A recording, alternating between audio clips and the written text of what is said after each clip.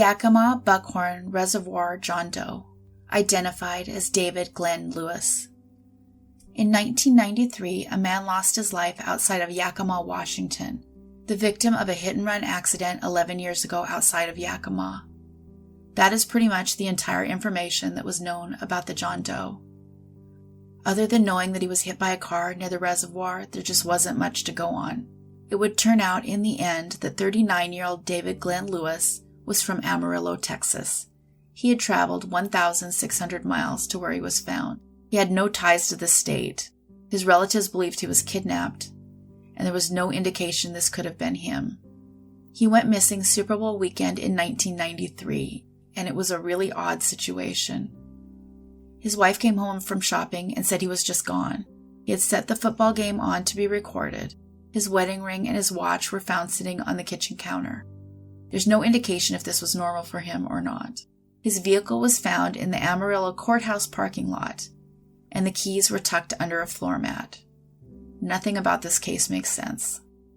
The Amarillo police would find tickets were purchased and used for a flight from the Dallas airport to LA on January 31st, the day that he had been taping the football game. A second ticket was purchased from Los Angeles to Dallas, and that was bought on February 1st, the same day that Lewis became a John Doe. The tickets led the police to believe that he left of his own accord, causing them to stop investigating. However, now that the police know what happened to him that day, they're not sure how it came to pass. Nobody knows why he was on the road that day. Dave's wife explained that he was an attorney and a former judge, and he had received many threats. He did feasibly have enemies, but it was not clear that there were any worrisome threats at the time. His wife described him as responsible, a good father and a good husband. He often donated his time to charities. She does not believe he would ever run away from his family on purpose. They are inclined to believe that he was kidnapped. Not only does no one know why he left Yakima, but he appeared to be alone. Witnesses who saw him reported him as acting really odd. Passing motorists were actually concerned, and one couple tried to warn motorists that he was in the road. They came back to check on him and found him dead. A Chevy Camaro was seen leaving the scene. There is no known reason as to why Dave appeared to be in distress. He had no drugs or alcohol in his system at all. His brother believed that Dave was alive.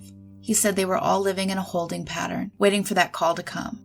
It wasn't the end that they wanted, but after comparing theirs to Dave's DNA, and that with his mom, his identity was confirmed. David Glen Lewis went unidentified for 11 years, and he was found 1,600 miles away from where he went missing.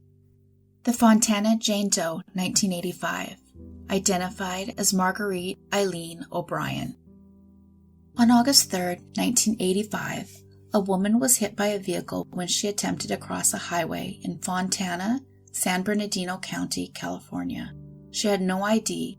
Authorities believe that she was between 25 and 35. They believe she was possibly native to the eastern part of the country, 5 foot 8 inches tall, and around 150 pounds. They were able to tell that she'd had a partial hysterectomy. That was the limit of their knowledge. In the meantime, on the other side of the country, the O'Brien family was suffering. They had lost someone they loved. Margurite O'Brien disappeared in 1985. The young woman had struggled with addiction, and she had taken off 7 years earlier and was living a nomadic life. However, she always stayed in touch with her family, including the young daughter that she left behind. Her family was becoming increasingly worried because they didn't hear from her. The phone calls and the letters simply stopped, and they wanted to know if she was okay. Margurite was one of 9 children who grew up in Melrose, Massachusetts. Her sister Eileen was 2 years younger. She described Margurite as tough, adventurous, and a tomboy. She eventually began to experiment with hallucinogenic drugs. Margurite graduated from high school, got married, and had a child, and for a time she seemed to thrive in this situation. It was the stability that she needed. Unfortunately, her marriage began to crumble, and it was then that she began making choices that would pull her in other directions, with people who would often hurt her. Her friend was so worried that she taught Margurite's young daughter, Nicole, how to call for help. By the time Nicole was 5, Margurite decided that she couldn't be the mom that Nicole deserved. Margurite moved on, and Nicole moved in with her aunt. Still, her mother continued reaching out to her wherever she went. Margurite hitchhiked from New York to California, and then started all over again. She never stayed in one place very long. It was very painful for her daughter to have a mother that either couldn't or wouldn't follow through on her promises. She would often tell her daughter she would see her, but that didn't happen. She said that her mother tried to make her feel better, telling her she was living a better life with her aunt than Margurite could have given her. And in truth, it was. Nicole had a stable life. She grew up, got married, and had 2 kids. But over the years, she and her Aunt Eileen wanted to know what happened to Margurite. They filed missing person reports in the 3 places they knew that Margurite had lived. They had investigated other Jane Does along the way, but none would turn out to actually be Margurite. Nicole even hired a private detective, who for 2 years tried to trace her, but nothing ever came of the searches. Then, out of the blue, Eileen O'Brien was watching a TV show about missing persons. It was this that led her to the NamUs website. Nicole would go on to say that she submitted the sample, but she had 0 expectations. She fully expected not to find her mother.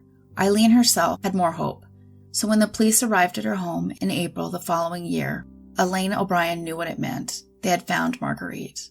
30 years later, although it wouldn't be a happy ending.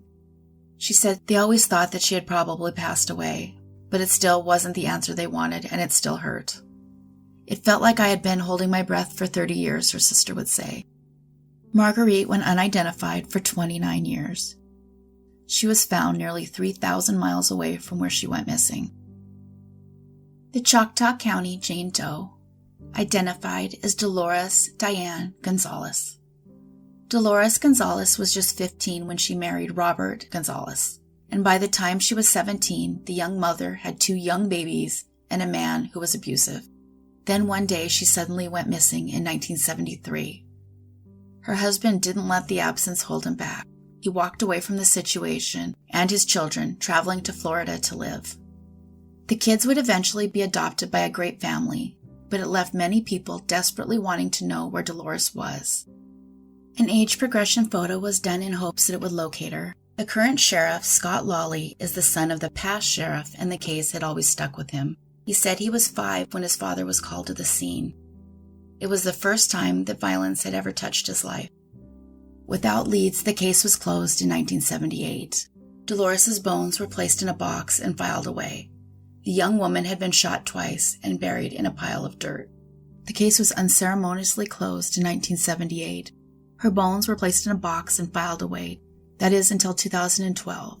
That is when the Alabama Crime Lab employees found her box with her remains, and it was brought to Lawley's attention. He asked if it was from Red Springs Road, and they confirmed it was in fact the case he remembered as a child. He immediately reopened the case that his father originally had, saying it's an open murder. He would go on to say, "My goal was simple. You have human remains in a box, and that person has a family, and she deserves to be buried.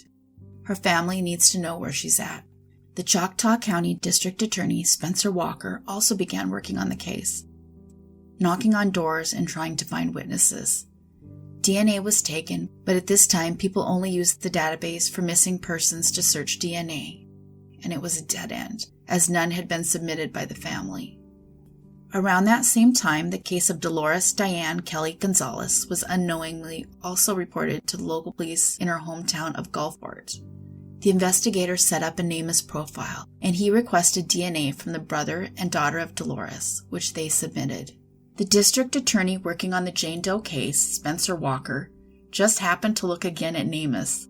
He was very lucky, and the Gonzales profile had just been added, and he saw a lot of similarities. He contacted the Gulfport Police Department, and in March, DNA confirmed the body was that of Gonzales.